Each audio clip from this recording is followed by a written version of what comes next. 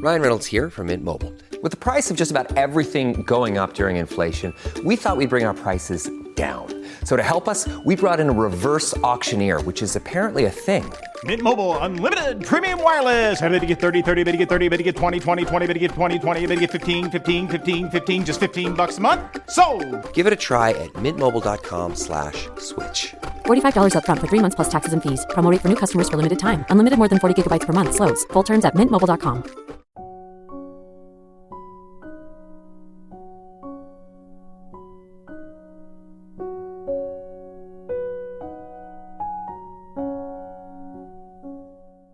Hi everyone, welcome to Story Collider's Stories of COVID-19. I am your host, Erin Barker, and this is the third week of our new 5-week series of Stories of COVID-19. This week's episode features stories about separation, which has been a definite theme of the past year. Many of us have been separated from our normal lives, from our workplaces and colleagues, and worst of all, from the people we love. Our first story is from award-winning storyteller Nestor Gomez, whom you may have heard in one of our recent bonus episodes titled Migration earlier this year. This story was recorded in February 2021 at his home in Chicago.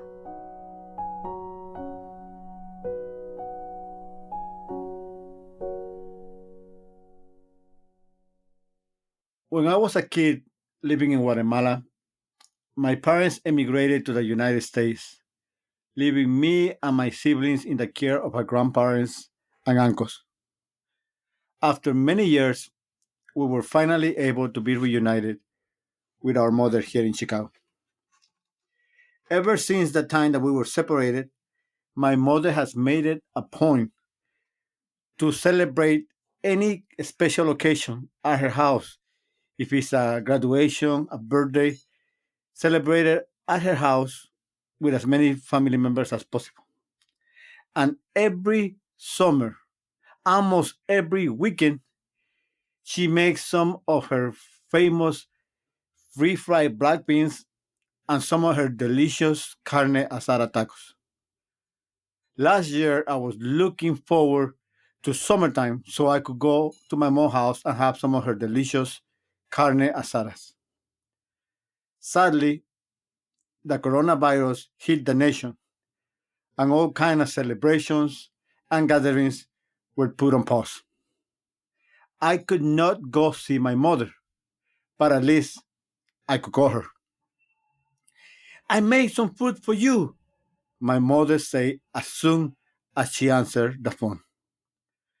I'm almost 50 years old now, but my mother still cooks food for me from time to time. My mother shows her love for me by cooking meals for me, and I show my love for my mother by eating the food that she cooks for me. I cannot go to your house to have carne asada or to have any meals, I told my mom, because due to the dangers of the coronavirus, the government has advised that young people like me should stay away from old people like you. I told this to my mom, and as soon as I say this, my mom starts laughing. You see, comedic relief is a survival mechanism for communities at risk. And since we are a low income immigrant family, we often joke among our misery and troubles. But not everything has been fun and games. The years that we spent away from our mother were a nightmare for us. We spent years without being able to see, kiss, or hug our mother. Those years were not fun at all. Sadly, the coronavirus has managed to keep our family separated and put us on a similar condition as we were before. Well, since you don't want to come to my house to pick up the food, then I'm going to go to your house to drop it off, my mother says, as she hangs up the phone before I can tell her that it's not a good idea for her to drive to my house and expose herself to COVID-19 just to bring me some food. A few minutes later, I see a car and I see my mother. She is carrying 2 large plastic bags full of Tupperware. She approaches the door of my house, drops the food on the floor, and steps back. I look at my mom, and I think that she is smiling. I can't see her face because of the mask that she is wearing, but I can see her eyes, and I think that she is smiling in spite of the 2 tears that I see rolling down her face. I want to hug her so badly, but I know I can't, so I don't. I remember the last time that I felt this need, this extreme need to hug my mother. My siblings and I had just arrived to Chicago and we were about to be reunited with our mother. We were standing on the hallway of her building, waiting for our mother to open the door. As soon as she opened the door, my sister, my middle brother, and myself, we ran to her side and we clung to her body. Our youngest 5-year-old brother stood by the side, not knowing what to do. I'm hungry, he finally said a couple of minutes later. Here, have some cookies, my mother said, giving him some cookies. Gracias, señora. Thanks, lady, my brother responded. Don't call me señora. I'm your mother, my mother said to him. I understood my brother that day. He was too young when my mother left, and he didn't recognize her anymore. I understood my brother because we had been separated from my mom for so long that it took a while for me and my siblings to feel like a family with my mother again. Today, I recognize my mother in spite of the mask that she is wearing. She is no longer the young lady that left Guatemala in search of a better life in the United States.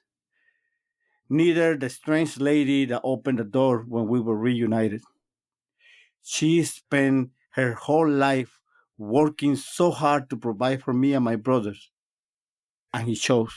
I want to hug you so badly, I tell my mother. I want to hug you too, she says, approaching me. She gets close to me and she extends her elbow. I extend my elbow. We bump elbows in this strange COVID-19 greeting that we all have been forced to adopt. Make sure that you eat all your food, my mother says as she gets into her car. I wish that we could eat this meal together, I tell my mother. Soon we are going to be together again, my mother says. I heard this, and I swear that those are the same words that my mother said as she left Guatemala and left us in the care of our grandparents and uncles. It took a long time, but in the end, we managed to be reunited. I know that it's going to be the same way this time around. I know that we are going to live through this COVID-19 pandemic. And once this COVID-19 pandemic is over, I'm going to run to my mother's house and I'm going to give her the longest, the biggest, the most loving hug ever. And then I'm going to tell my mom, how about some tacos, Mom?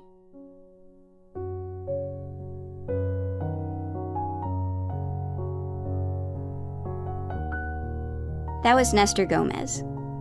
Nestor was born in Guatemala and came to Chicago undocumented in the mid-'80s. He told his first story at a Moth Story Slam to get over the stuttering that plagued his childhood, and since then he has won 57 Moth Slams and 3 Grand Slams. Nestor also created, hosts, produces, and curates his own storytelling show, 80 Minutes Around the World, which features stories of immigrants and refugees from different parts of the world, as well as their descendants and allies, in hopes of providing a better understanding of the realities, struggles, and dreams related to the immigrant experience. 80 Minutes Around the World is also available as a podcast, which I highly recommend checking out. Nestor has published a collection of stories detailing his experiences driving for ride-sharing, titled Your Driver Has Arrived. Before we move on to our next story, I want to share some exciting news with y'all, which is that Story Collider is hiring. Right now, we're looking to add a full-time managing director and part-time marketing manager to our team. We've also created the Story Collider Science Advisory Fellowship, which is a 2-year part-time role for a scientist on our team. If any of these positions sound intriguing to you and you would like to join the best and baddest team in the storytelling biz, please head to storycollider.org for more information. And if you would like to join the best and baddest team in the science storytelling biz, please head to storycollider.org for more information. We are really excited to welcome these new team members this summer.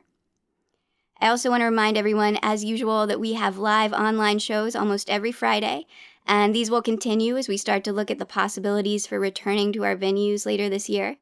And if you'd like to learn more about storytelling and how you can use these tools in your own life, sign up to take an online storytelling workshop. Introductory classes are offered every month, and our advanced workshop is offered every other month if you'd like to check those out. Find out more about shows and workshops, of course, at storycollider.org. And don't forget, if you'd like to listen to an ad-free version of our podcast, as well as other rewards, you can subscribe to Story Collider on Patreon for $5 a month. That helps us continue to offer honoraria to our storytellers and fairly compensate all of the wonderful folks who help us make this happen. Check that out at patreon.com/thestorycollider. What's the best way to learn a new language? Immersion. But sometimes that's not in the cards. But you can still learn a language the second best way, and that's with Babbel. Now, I might only be 1 week into learning German with Babbel, but I'm so excited to start being able to speak German with my mom. With Babbel, you can learn everything you need to have real-world conversations, and all it takes is just 10 minutes a day. One study found that using Babbel for 15 hours is equivalent to a full semester at college, which is bonkers. But Babbel is conversation-based learning with science-backed cognitive tools like spaced repetition and interactive lessons created by real language teachers and voiced by real native speakers. So here's a special limited-time deal for our listeners. Right now, get up to 60% off your Babbel subscription, but only for our listeners at babbel.com/story. Get up to 60% off at babbel.com/story. Spelled BABBEL.com/story. Rules and restrictions may apply. How do you feel great on vacation? Like really good? Easy. You go to Aruba. You'll spend your time relaxing on cool white sand beaches and floating in healing blue water. You'll immerse yourself in natural wonder and find your center on an island where things move at your speed. You won't just feel great, you'll feel relaxed, renewed, and ready for life. That's the Aruba effect. Plan your trip at aruba.com. Our next story is from Sharon Chandar. It was recorded last February at her home in Ontario, Canada.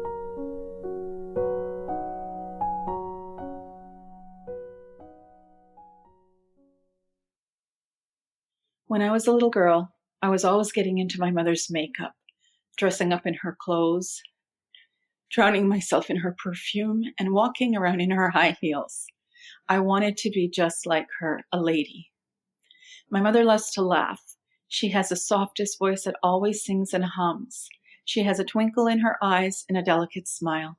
She reminds me of a peony, so gentle and beautiful. Her nieces and nephew would all gather around her at events like she was a movie star. One of her nieces once said to me, "There's something about your mother. She loves to love. She has a mystique about her that makes everything in my world good again." I once asked her when she knew she loved me.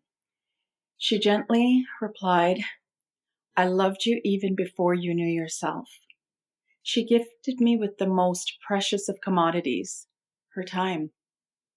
My mother, Glory, is my world. She made my childhood so magical. Her melody molded me from a child into an adult, where she shared in my many first life experiences. We held hands and would sing our song, Happy Together by Turtles, through anything that life sent our way. We were best friends. When Glory was 55 years old, I noticed things weren't right. She repeated herself several times in our conversations and made excuses when I brought it to her attention. One time, I followed her in my car, and she drove over the speed limit, which was out of character for her. She became forgetful and confused, like when she called to tell me all her money was gone, but it was because she paid each bill 3 times. The doctor diagnosed Glory with early onset Alzheimer's disease. I brought her home to live with me, and I took time off work and became her primary caregiver. After 2 years, it became too much. I didn't have the necessary support, and I felt forced to put my mother into long-term care. For 2 years, my mother was in long-term care, and despite them saying that they will take care of her, I hired caregivers, my family, and I went in daily to look after her. Then the COVID-19 pandemic came, and I couldn't be there for her. To contain the COVID-19 outbreak, all the nursing homes are closed to the public, and in doing so, my mom was left vulnerable and alone. I was scared and worried about my mother. If the nursing home had issues before COVID, what was going to happen now? 3 weeks later, my brother, sister, and I FaceTimed with my mother. I see Glory. She's lying in bed. We all begin shouting, "Hi, Glory. We love you, baby. Glory, Glory." We're so excited to see her and to talk to her. But she just laid there. "Wake up, Ma. It's me, Sharon. I'm here. Ma, wake up. Please wake up." Then we go silent. The words form in my mind, but I don't dare say it. My brother asked what I'm dreadfully thinking. Why does she look so pale? My mother looks white as a ghost. There's no color in her skin. She lost so much weight. It looked as if... I can't bring myself to finish the thought. Glory didn't wake up during the call, and a few minutes later, we hang up. The words finally find a way to push through. I begin to cry. My mother is dying. 2 days later, the nursing home calls to tell me that they have a COVID-19 outbreak. My mother was throwing up and has a fever. She's tested for COVID and her results come back negative. Yet Glory's fever persists. She was tested a second time with the same results. No further test was taken to find the source of her fever. She was left undiagnosed and untreated. I know my mother. I'm not there, so I can't tell them what's wrong with her. I feel helpless. A week later, the nursing home calls to tell me Glory stopped eating. They will allow me to come in and try to feed her. I'm so thankful and appreciative. I feel so fortunate that they will allow me to go in. I don't care about the risk of catching the virus. I'm scared, and all I can think about is that I need to get to Ma. My emotions take over me. I walk in through the front doors. What once was a piazza filled with furniture is now turned into a PPE assembly line. There are boxes piled high with PPE, plastic bags to seal items, hand sanitization bottles, and wipes everywhere. It was very well organized. The staff is decked out in personal protective equipment, face shields, disposable blue masks worn over N95 masks, front and back yellow gowns and gloves. There is no shortage of PPE here. My temperature is taken. I take off my coat and nervously sealed it in a plastic bag. My hands are shaking. I'm provided with a yellow gown, gloves, and a face shield. I'm told to go straight to my mother's room and to stay inside until I leave later that evening. I'm told under no circumstances am I to leave the room. I can't process everything, so I just nod my head and say yes. I press the elevator button to go up to the second floor to my mother's room. I'm sweating and anxious. I feel like I'm going to throw up. The elevator opens and I walk in. It closes and I take the short ride up to the second level. I immediately change my gloves, push through the door with my shoulder, and I walk into the infected area. Rooms that once occupied residents are now left empty. A resident's family member walks into a room wearing a white hazmat suit. PPE carts line the hallway. I walk past the television as a reporter says there's a shortage of PPE in nursing homes. I'm confused. Where residents once ate a 3-course meal in the dining room, styrofoam containers are now handed to them to eat in their room. I'm shaking and I become apprehensive. I'm afraid of what I might find when I walk into my mother's room. A staff member tells me to cover my hair. My heart beats loudly in my ears, like drums deafening me. My breathing is fast and shallow. Glory's door is slightly open. I push the door and slowly walk into her room. I find her laying on the bed in a fetal position. Glory wears a blue hospital gown. her arms and legs contorted like a pretzel. She's frail and brittle. Dry paper, thin skin covering bones. She lost so much weight. She looks horrific. I barely hear her moaning. My eyes well up with tears, and my heart bursts open from pain. I look at my mother, and I know, beyond a shadow of a doubt, Glory's dying. I go to her. I'm afraid to touch her. Scared I'm going to break her. I gently place my hand in her hand, but I don't dare to move it. She's stiff. Ma, it's me, Sharon. Ma, I'm here. I'm here. She hears my voice. Her eyes closed with sticky yellow crusted fluid. I can see that she has infections in both of her eyes. She's struggling for breath. Her breathing is labored. Something is wrong with her lungs. She begins to cry. She's hoarse. Something with her voice. She repeatedly says, no, no, no.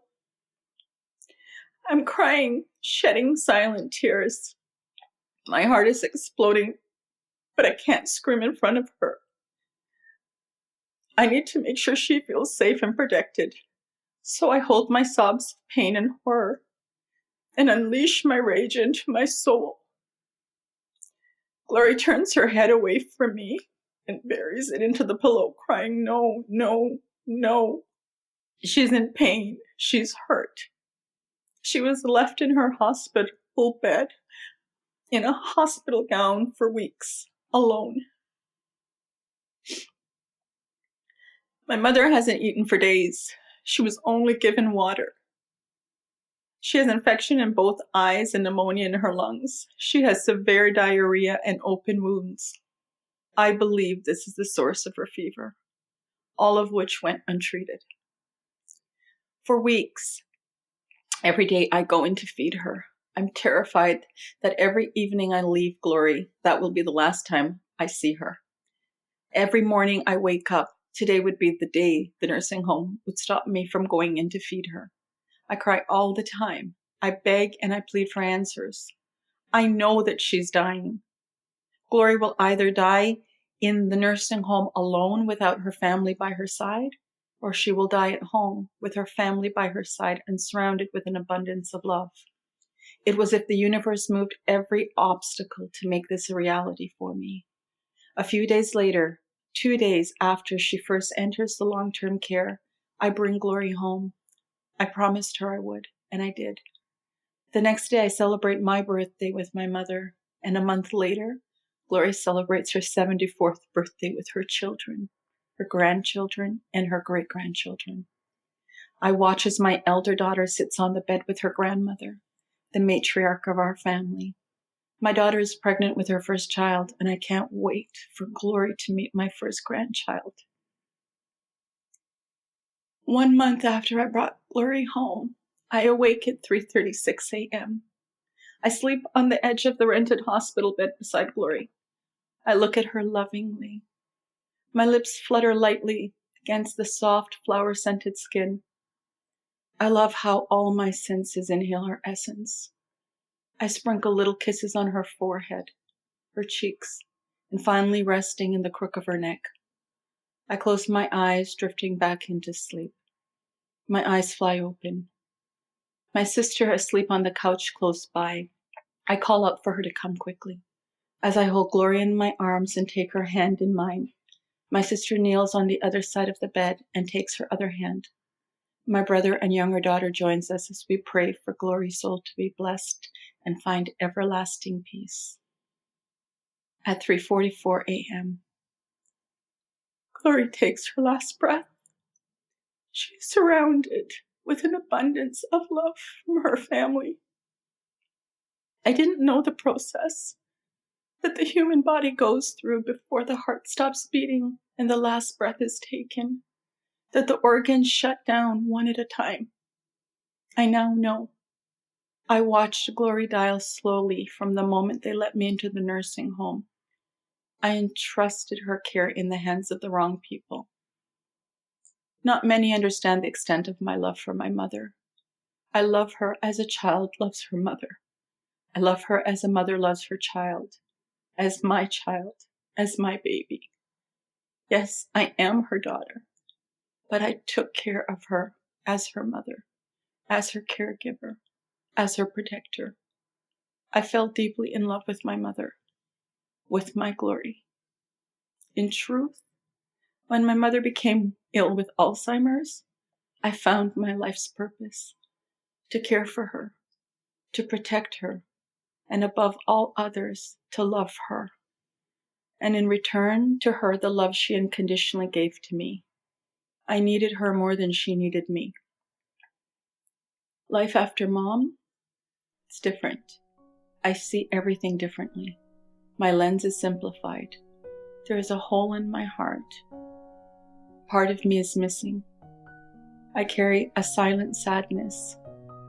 I came from her and now she's gone. And I'm still here, lost in grief.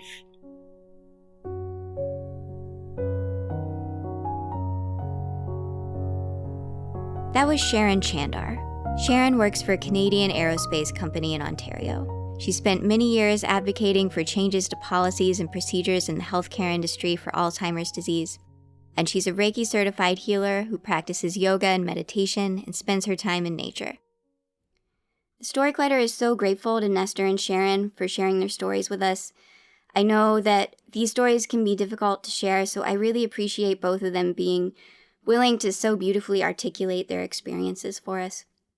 The Story Collider is also very grateful for the support of Science Sandbox, a Simons Foundation initiative dedicated to engaging everyone with the process of science.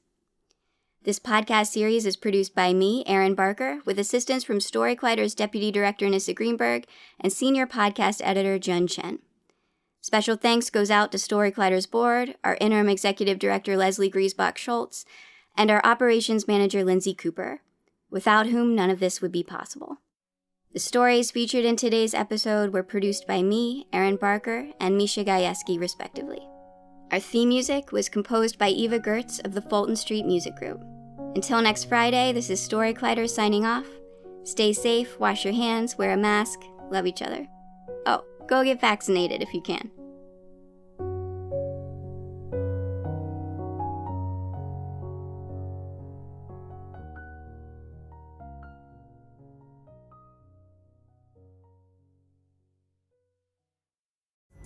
Pulling up to Mickey D's just for drinks?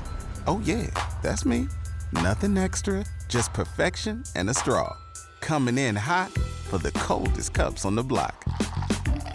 Because there are drinks. Then there are drinks from McDonald's. Mix things up with any size lemonade or sweet tea for $1.49. Perfect with our classic fries. Price and participation may vary. Cannot be combined with any other offer. Ba-da-ba-ba-ba.